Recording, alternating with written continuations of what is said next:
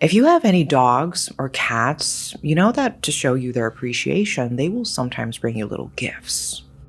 And the gifts are usually pretty harmless: a stick, a ball, maybe a dead bird if you're unlucky. But what if one day your dog came home carrying something that wasn't any of those things? What if the thing your dog brought home was a human foot? Today's case is one that's still ongoing. It's the story of a girl who went missing and whose remains were ultimately found because of a curious dog. A case that sent shockwaves through the Philippines and broke the hearts of everyone who heard it.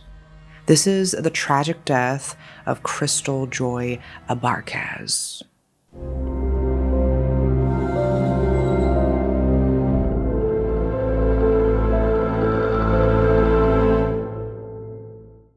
On February 19th, a dog named Mayat was out playing on its own, just like it did most days. The owner was inside, going about his routine, and Mayat was wandering around, exploring. Normally, Mayat would come back once it got called or once the sun started going down. And sure enough, that evening, Mayat came trotting home. But this time, it had something in its mouth. And at first, the owner, a man named Ronico Labador, figured it was just another random thing the dog had dragged home. Maybe a branch, maybe a discarded toy.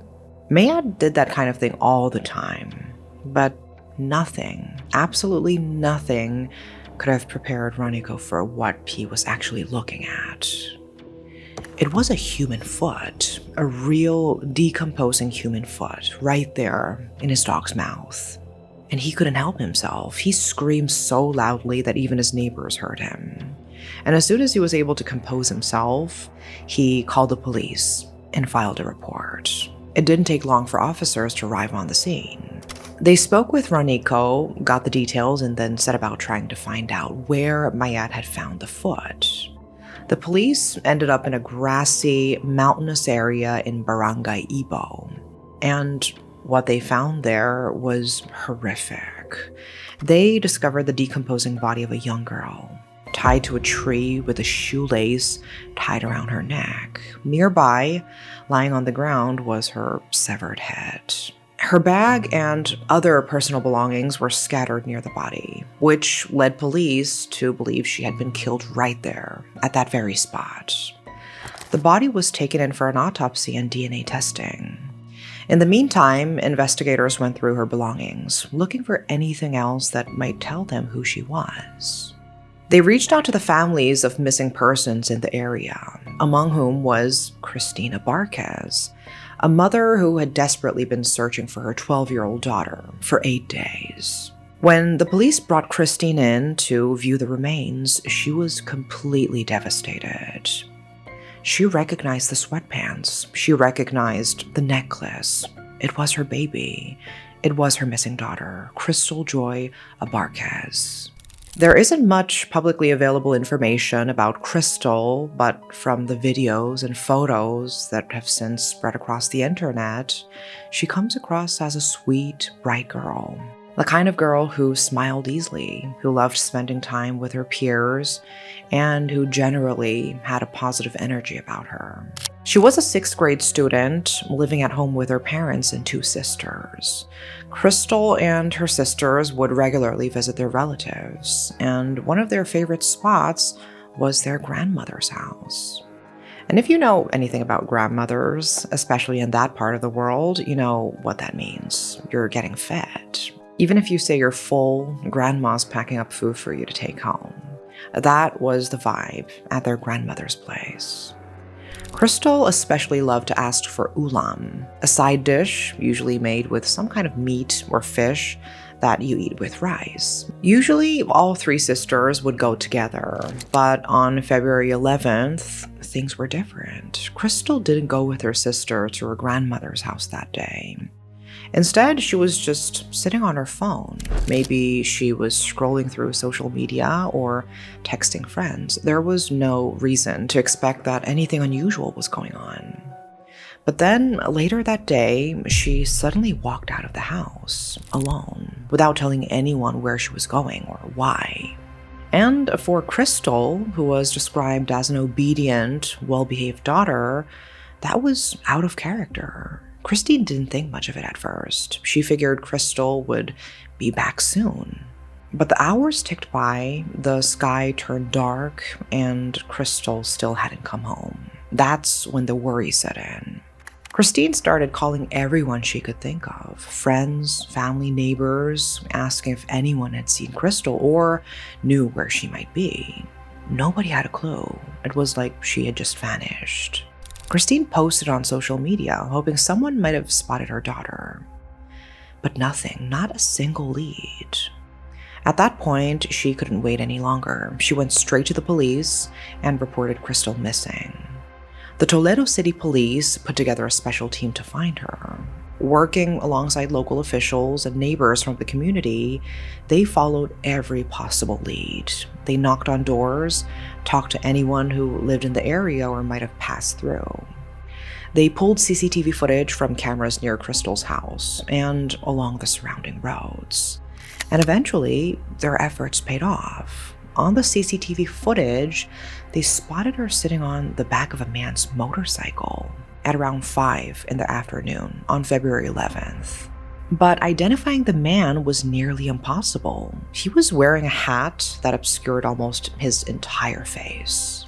With the footage in hand, the case shifted into a new phase, and the public was brought into the search. Toledo City Mayor Marjorie Perales even offered reward money for anyone who would provide information leading to Crystal's whereabouts. But for days after her disappearance, they had absolutely nothing. No tips, no sightings, no breaks in the case, until the shocking news came. Up until that point, Crystal's family had been holding on to hope. They believed she was still alive somewhere, that she was safe. But that hope was shattered when they got a call from the police asking them to come in and help identify the body that they confirmed was Crystal's. When Christine heard the full details of how her daughter had been found, the state of the body, the way she'd been left, she nearly fainted. She couldn't begin to imagine the fear Crystal must have felt, the pain she must have gone through before ending up in that place, in that condition, and her nightmare didn't end there. That same evening, February 19th, the police told the family they had already arrested a prime suspect, a 27-year-old mechanic named Roel Villapana Jr. Now, the arrest of a suspect should have been a small element of positivity in an otherwise tragic and devastating situation. But it wasn't. Roel was Christine's cousin. He was family. Roel was picked up at his home in Barangay Bato after police matched him to the CCTV footage. He was the man on the motorcycle with Crystal. Christine was floored. First, her daughter goes missing, then she's found dead, tied to a tree, decapitated. And now she's being told the suspect is her own relative, someone she trusted, someone Crystal should have been safe with. From the very beginning, Roel denied everything. He pointed out that he had even helped the Abarquez family in the search to find Crystal. But investigators weren't buying it. They thought it could easily be a cover, a way to avoid suspicion. And as they dug deeper into his background, they discovered he had a history of illegal drug use. His mental health was also reportedly unstable, and he had been on medication to treat his condition since he was 15 years old. Roel had moved to Toledo City in 2021. Not much is known about his life there, but as the investigation continued, something disturbing came to light. Roel was previously charged with 2 counts of rape in Iloilo City. According to the Manila Times, there were reportedly also incidents involving him and young girls, though the story did not offer specific details. When that information about Roel's past went public, people were outraged. They demanded a deeper, more thorough investigation. They didn't want Crystal's death to become just another headline that would quickly disappear and lead to the killer getting a slap on the wrist. The people wanted justice. They wanted whoever did this to face the most severe consequences the law could deliver. A lot of people started speculating about the motive. Given Roel's prior rape charges, many suggested that it was likely driven by predatory desire. Others wondered if he might have been under the influence of drugs when he killed Crystal. But Roel denied all of it. His defense was that he had a daughter of his own, so why would he ever hurt Crystal? As of now, the investigation is still ongoing. Police are working to connect every piece of the puzzle: witness statements, physical evidence, the suspect's history. 3 informants have already been rewarded by the Toledo City Mayor for their help in identifying Roel. Crystal's remains were sent for examination to determine the exact cause of her death and assess whether she had been sexually assaulted before being killed. The results have not yet been made public. On February 24th, Crystal was laid to rest at Ibo Cemetery in Toledo City. The gathering was filled not just with family, but with neighbors and even strangers who came to show their support and say their final goodbyes. Crystal's father broke down in tears when he saw his daughter's photo placed above the casket that held her remains. Now, even though this case is far from over and no conclusions have yet been reached, a lot of people in the Philippines can't help but think back to 2011, when a disturbingly similar case unfolded. Her name was Ella Joy Pique, and she was just 6 years old.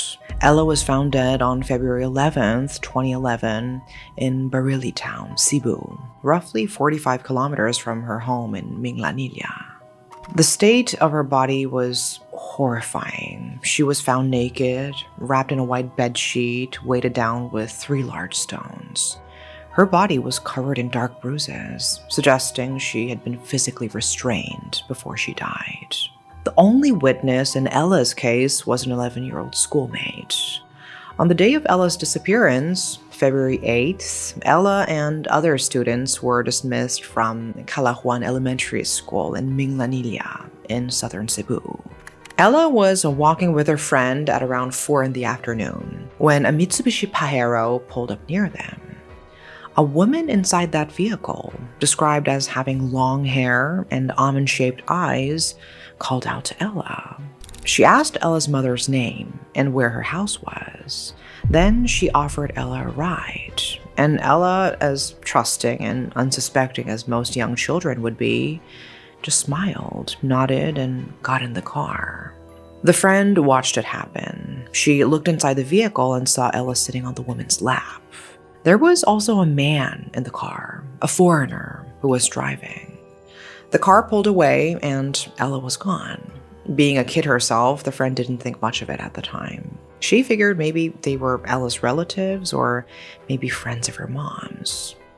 But days passed and Ella never came home, and her body was eventually found at the bottom of a cliff. Police identified 2 prime suspects, a woman named Bella Ruby Santos and her British boyfriend, Ian Charles Griffith.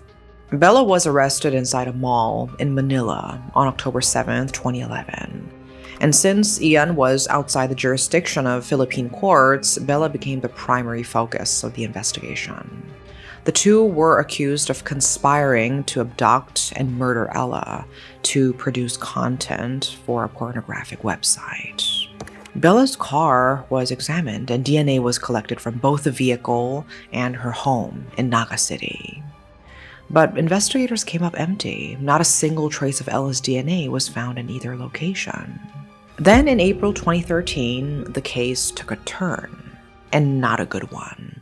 The court ruled that the prosecution had failed to prove what happened to Ella after she got into the car. Where was she taken? What happened during those missing days? When exactly did she die? Who was with her? All of those critical questions remained unanswered. With nothing to fill in those gaps, the case essentially fell apart. Bella was released on bail, 500,000 Philippine pesos, roughly $8,600 US. On October 8th, 2014, the regional trial court officially acquitted Bella. The court said they couldn't rely solely on the testimony of a child witness. She was young, and there was a real possibility she had mistaken Bella for someone else. They felt the case needed more concrete evidence and a more mature analytical framework, rather than leaning so heavily on the word of someone so young. The judge also noted that none of the officers who were directly involved in taking the girl's testimony came forward to explain their methods, how they questioned her, how they ensured the accuracy of her account. That raised even more doubt. And when the witness herself took the stand, she admitted she frequently watched the news, and that it was actually a neighbor who told her Bella was the one who killed Ella. That, combined with a total lack of physical evidence linking Bella to the crime, ensured her acquittal. Bella was overjoyed when the verdict was handed down. She couldn't contain her relief. But for Renante Pique, Ella's father, that decision was heartbreaking. He was consumed with grief. Who wouldn't be? Whoever murdered his little girl was still out there, free, while he was left to carry the weight of that loss for the rest of his life. To this day, Ella's case remains unsolved, and there is growing concern that her killer may never be caught. And given the statute of limitations, 20 years for homicide and other serious crimes in the Philippines, some are worried that the perpetrator may remain at large until it's just too late to prosecute. For Ella's case, it might take something close to a miracle, but the chance is never zero. With the technology we have today, maybe the case can be solved, allowing Ella to finally rest in peace. Looking at what happened with Ella's case, people are terrified that Crystal's case might end the same way, with no answers, no justice, and no closure. People are clinging to the hope that justice will be served, but it's a long road. The current suspect is still denying everything. The autopsy results still haven't been released. There are so many unanswered questions, creating greater and greater unease among the public. 2 girls, 2 young lives taken far too soon, and both found in such brutal circumstances. Crystal's case is still ongoing, and people across the Philippines are demanding justice for her and her family. Prayers have been pouring in from all over the country. Videos of Crystal are being shared everywhere online, as people try to make sure no one forgets her name, that this case stays in the public eye. People have also started broader conversations about women's safety and child safety, not just in public places, but within families too. Because sadly, statistics show that these kind of cases have been on the rise in Asia in recent years. The topic of drug abuse has come up as well, particularly since the suspect in Crystal's case has a documented history of drug addiction. But again, nothing has been proven yet. No final conclusions have been drawn. Too many cases fall between the cracks. Too many people are able to evade justice. We can only hope that the perpetrators in both cases are caught and punished to the fullest extent of the law. So, what do you think about this case? Share your thoughts in the comments, and that is all for today. Thanks for watching.